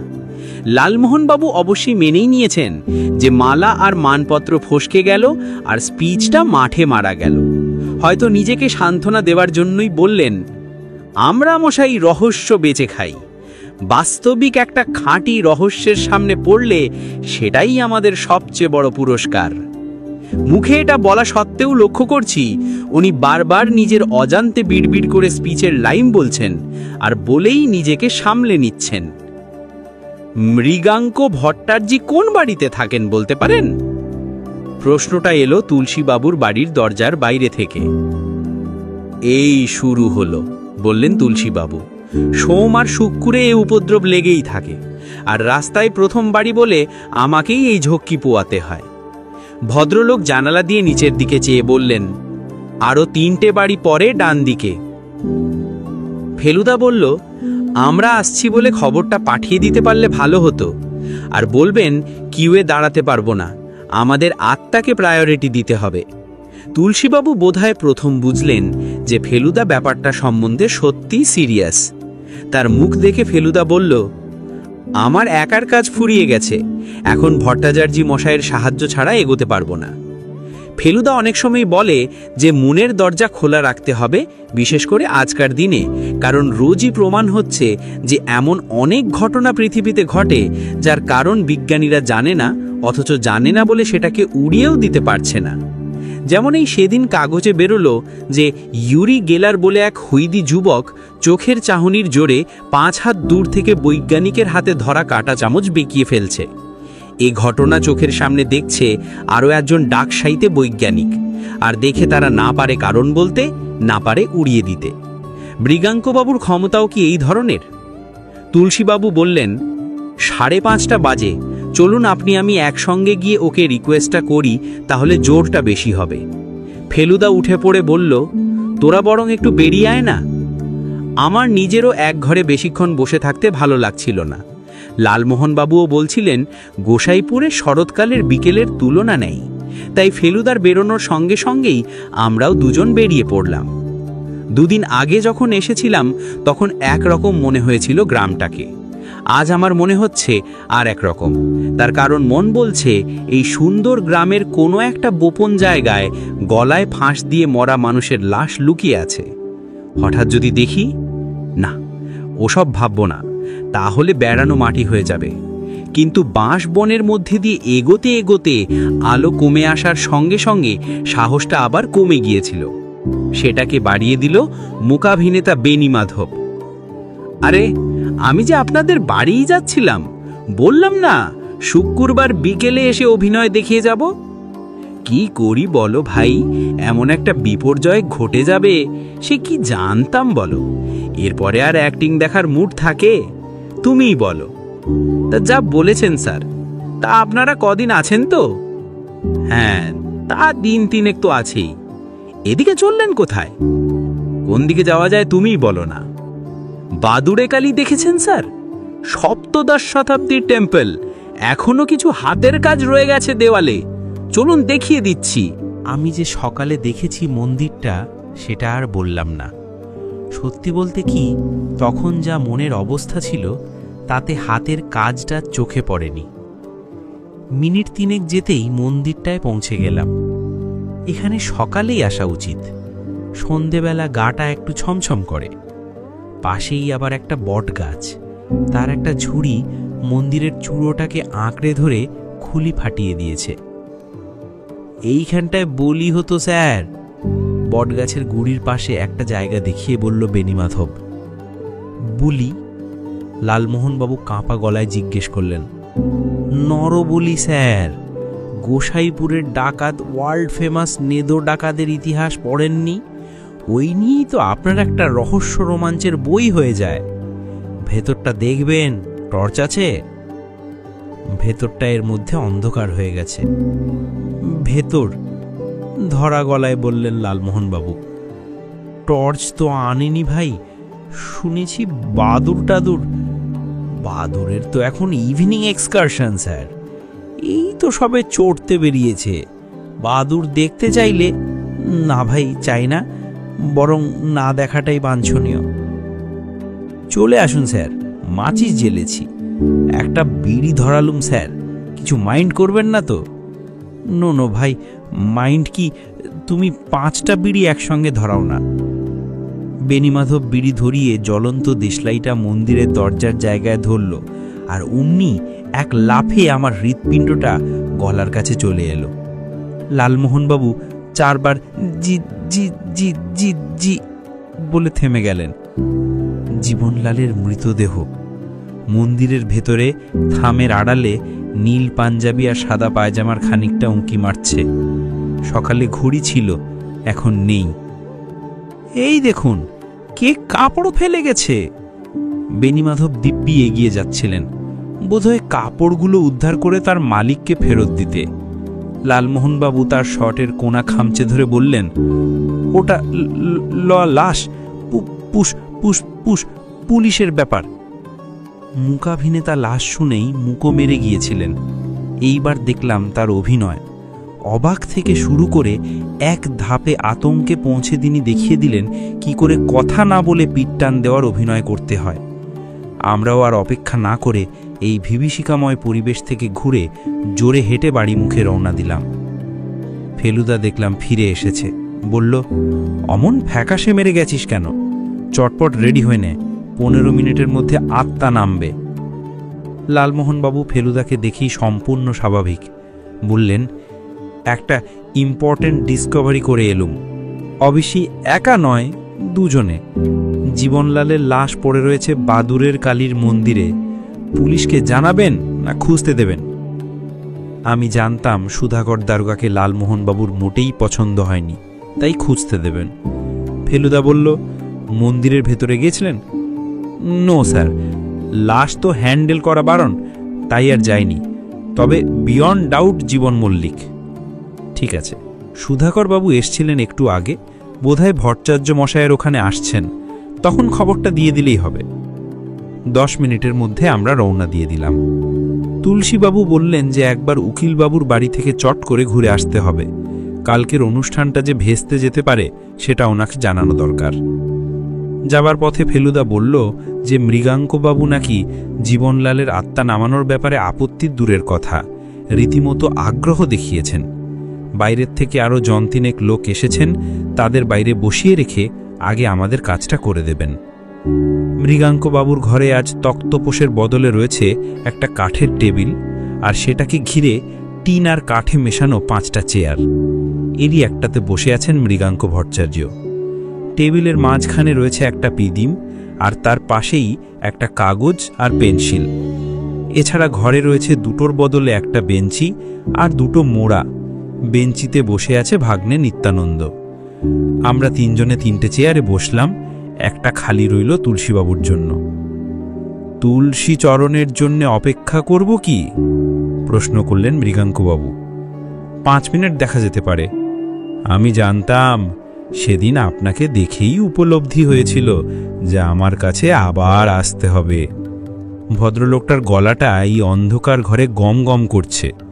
মৃগাঙ্কবাবু বলে চললেন, বিজ্ঞান অর্থ বিশেষ জ্ঞান, পরলোকগত আত্মার সঙ্গে যোগ স্থাপন হল এই বিশেষ জ্ঞানের শ্রেষ্ঠ জ্ঞান। সুতরাং যারা প্রকৃত বৈজ্ঞানিক তারা এই বিশেষ জ্ঞানকে হেয় জ্ঞান করে না। জ্ঞান জ্ঞান করে এই ঘ্যান ঘ্যানার আর ভালো লাগছে না। ভদ্রলোক এবার আরম্ভ করলেই পারেন। আপনারা সকলেই পরলোকগত জীবনলালকে প্রত্যক্ষ করেছেন এবং তিনি সদ্য মৃত। এই 2 কারণে আজকের অধিবেশনের চূড়ান্ত সাফল্য আমি আশা করি। আত্মা এখনো নরলোক হইতে পরলোকে উত্তীর্ণ হবার অবকাশ লাভ করেনি। অনেক পার্থিব বন্ধন মুক্ত করে তবে আত্মার উত্তরণ। জীবনলালের আত্মা ত্রিকালজ্ঞ, অবিনশ্বর, জলে স্থলে অন্তরিক্ষে তার অবাধ গতি। আমার এই লেখনী হবে তারই লেখনী, তারই জ্ঞান, তারই উপলব্ধি, তারই বিশ্বাস ব্যক্ত হবে তারই ভাষায় আমার এই লেখনীর সাহায্যে। এবার ফেলুদার মুখ খুলল। এই অবস্থায় কথা বলা ওর পক্ষেই সম্ভব, কেননা আমার গলা শুকিয়ে গেছে, আর আমার বিশ্বাস লালমোহনবাবুরও। আপনি কি লিখছেন সেটা জানার জন্য সকলেরই কৌতূহল হবে, অথচ আমি ছাড়া আর সকলেই টেবিলের উল্টো দিকে বসেছে, লেখাপড়া সম্ভব নয়। আমি যদি সকলের সুবিধের জন্য পড়ে দিই তাতে আপনার আপত্তি আছে কি? কোনো আপত্তি নেই, বললেন মৃগাঙ্কবাবু। আপনি স্বচ্ছন্দেই লেখা পড়ে শুনিয়ে দিতে পারেন। আপনার জিজ্ঞাসা তো একটাই, নয় কি? 3টে: ডাকাতের পরিচয়, খুনির পরিচয় এবং কখন কিভাবে খুনটা হয়। উত্তম। 5 মিনিটের মধ্যেও তুলসীবাবু এলেন না দেখে মৃগাঙ্কবাবু কাজ আরম্ভ করে দেওয়া স্থির করলেন। মনে মনে বললাম, তুলসীবাবু এ জিনিস অনেক দেখেছেন, তার পুরোটা না দেখলেও চলবে। অনুগ্রহ করে আপনাদিগস্কের হস্তদ্বয় অঙ্গুলি প্রসারিত করিয়া এই টেবিলের ওপর স্থাপন করুন। কাঠের টেবিলে হাতগুলো রাখার সঙ্গে সঙ্গে যে একটা টকটক করে শব্দ শুরু হলো, সেটা আর কিছু নয়, লালমোহনবাবুর কাপা আঙুল টেবিলের ওপর তবলার বোল তুলে ফেলছে। ভদ্রলোক দাঁতে দাঁত চেপে হাত স্টেডি করলেন। মৃগাঙ্কবাবুর চোখ বন্ধ, ঠোঁট নড়ছে, চারদিক একেবারে নিস্তব্ধ বলেই বুঝলাম উনি ফিসফিস করে একটা শ্লোক আওড়াচ্ছেন। 1 মিনিট পরে সেটাও বন্ধ হয়ে গেল। এবারে যাকে ইংরেজিতে বলে ডেথলি সাইলেন্স। পিদিমের শিখা কাঁপছে আর তার চারপাশে ঘুরঘুর করছে 3টে ফড়িং। চারদিকের দেওয়ালে 4টে মানুষের ছায়া থর থর করে কাঁপছে। আর চোখে ফেলুদার দিকে চেয়ে তার মনের অবস্থা কিছু বুঝতে পারলাম না। চোয়াল শক্ত, চোখের পাতা প্রায় পড়ছেই না, দৃষ্টি শটান মৃগাঙ্কবাবুর দিকে। মৃগাঙ্কবাবু নিজে যেন পাথরের মূর্তি। এর মধ্যে কখন যে পেন্সিলটা তার হাতে চলে গেছে জানি না। সেটা এখন খাতার সাদা পাতার উপর ধরা, শীষের ডগাটা ঠেকে রয়েছে কাগজের সঙ্গে। এবার মৃগাঙ্কবাবুর ঠোঁটে কাঁপুনি আরম্ভ হলো, কপালে বিন্দু বিন্দু ঘাম। আমার পাশে আবার তবলার বোল শুরু হয়েছে। এখন আওয়াজটা রীতিমতো ভৌতিক বলে মনে হচ্ছে। অনেকেরই এই অবস্থায় এভাবে হাত কাঁপতে পারে, যদিও আমার কাঁপছে শুধু বুক। জীবনলাল, জীবনলাল, জীবনলাল। 3 বার পরপর অতি আস্তে উচ্চারণ হলো নামটা। মৃগাঙ্কবাবুর ঠোঁটটা নড়ল কি তাও ভালো করে বুঝতে পারলাম না। এসেছেন? আপনি এসেছেন? প্রশ্ন এলো আমাদের চমকে দিয়ে আমাদের পিছন থেকে। এইবারে বুঝলাম নিত্যানন্দের ভূমিকাটা কি। মৃগাঙ্কবাবু নিজে এই অবস্থায় কথা বলেন না, হয়তো বলা সম্ভবই না। এসেছি। ফেলুদার গলা, খাতায় লেখা হয়েছে, ফেলুদা সেটাই পড়ে বলেছে। আমার চোখ মৃগাঙ্কবাবুর হাতের দিকে গেল। পিছন থেকে প্রশ্ন এলো, তুমি কোথায় আছো? কাছেই, পড়ে বলল ফেলুদা। তুমি কিছু প্রশ্ন তোমাকে করা হবে, সেগুলোর জবাব দিতে পারবে? পেন্সিল নড়ল। পারবো, পরে বলল ফেলুদা। সিন্দুক খুলে টাকা নিল কে? আমি। তোমাকে যে হত্যা করলো তাকে দেখেছিলে? হ্যাঁ। চিনেছিলে? হ্যাঁ। কে সে? বাবা। কিন্তু কিভাবে খুনটা করা হলো সেটা আর জানা হলো না, কারণ প্রশ্নটা হওয়ার সঙ্গে সঙ্গে এতেই হবে বলে ফেলুদা উঠে দাঁড়ালো।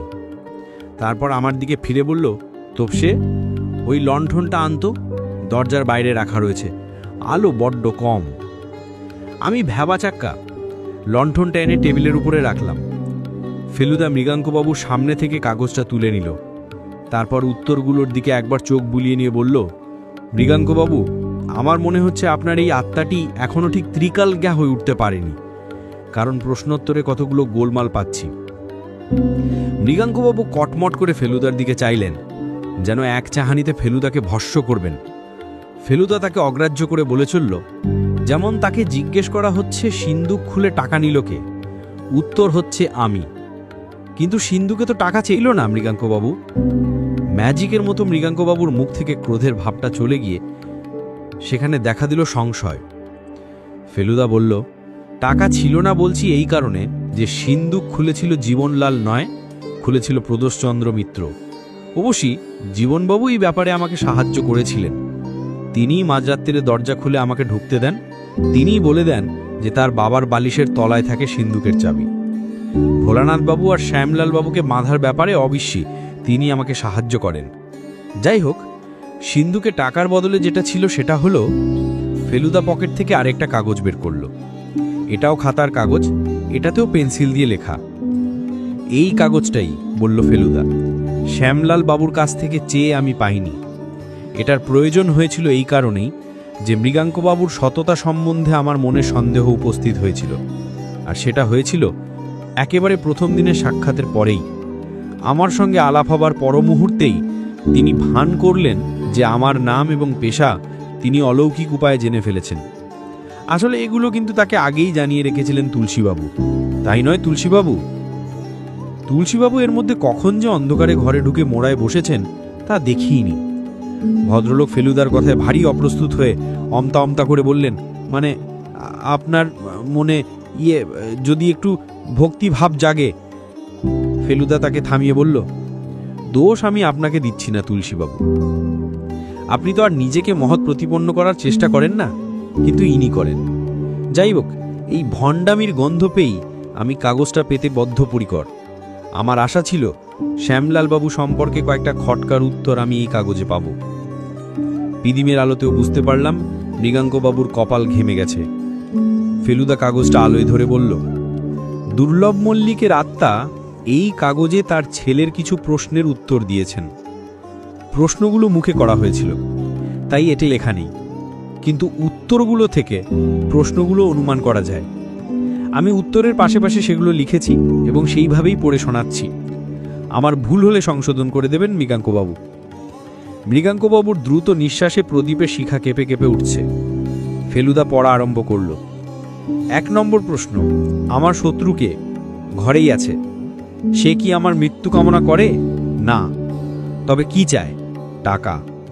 টাকা রক্ষার উপায় কি? সিন্ধুকে রেখো না। কোথায় রাখব? মাটির নিচে। কোনখানে? বাগানে। বাগানের কোথায়? উত্তরে। উত্তরে কোথায়? আম গাছের নিচে। কোন আম গাছ? দেয়ালের ফাটলের ধারে। এবার হাতের কাগজটা টেবিলের উপরে রেখে বলল, শ্যামলাল বাবুর পায়ের তলায় মাটি এবং গায়ে মশার কামড় দেখে মনে হয়েছিল তিনি কোনো কারণে বাগানে গিয়ে সেখানে কিছুটা সময় কাটিয়েছেন। আজ জানি তিনি এই কাগজের অর্থাৎ মৃগাঙ্কবাবুর নির্দেশ অনুযায়ী সিন্দুক থেকে টাকার বাক্স বার করে মাটিতে পুঁততে গিয়েছিলেন।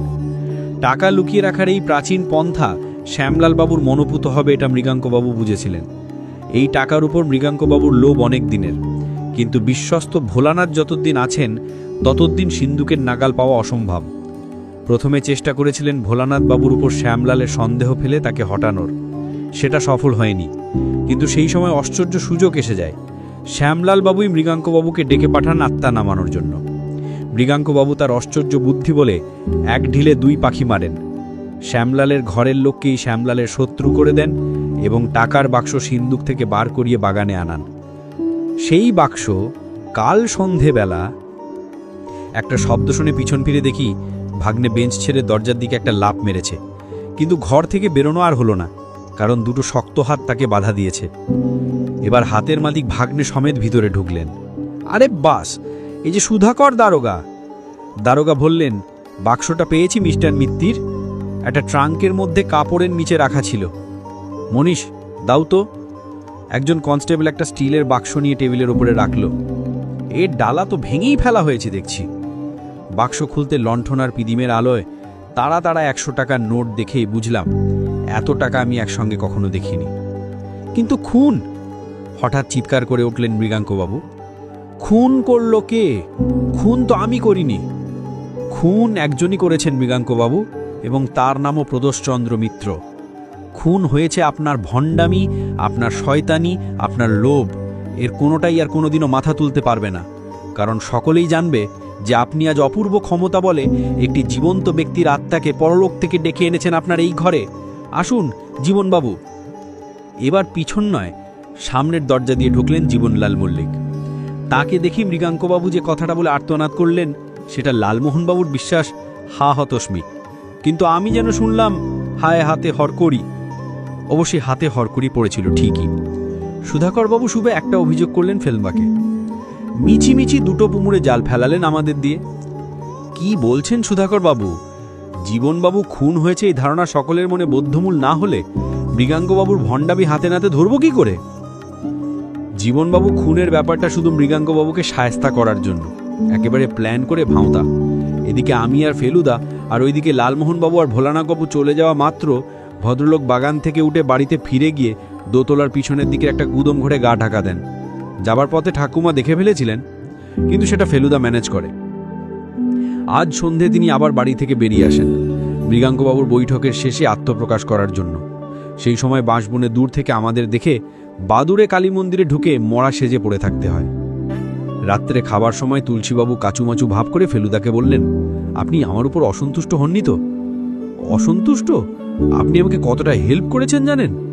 লোকটা সেদিন আমার নাম নিয়ে হেয়ালি না করলে তো ওর উপর আমার সন্দেহই পড়তো না। আমার তো আপনাকে ধন্যবাদ দেওয়া উচিত।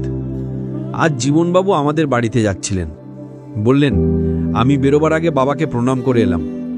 কি মনে হলো জিজ্ঞেস করলো ফেলুদা। তাজ্জুব বনে গেলাম। আমার মাথায় হাত বুলিয়ে জিজ্ঞেস করলেন ব্যবসা কেমন চলছে। লালমোহনবাবু এতক্ষণ মাছের মুগো চিবোচ্ছিলেন বলে কিছু বলেননি। এবার তুলসীবাবুর দিকে ফিরে বললেন, তাহলে কালকের ইয়েটা হচ্ছে বই কি, এখন তো আর কোনো বাধা নেই। ভেরি গুড, আমার ইয়েটাও রেডি আছে।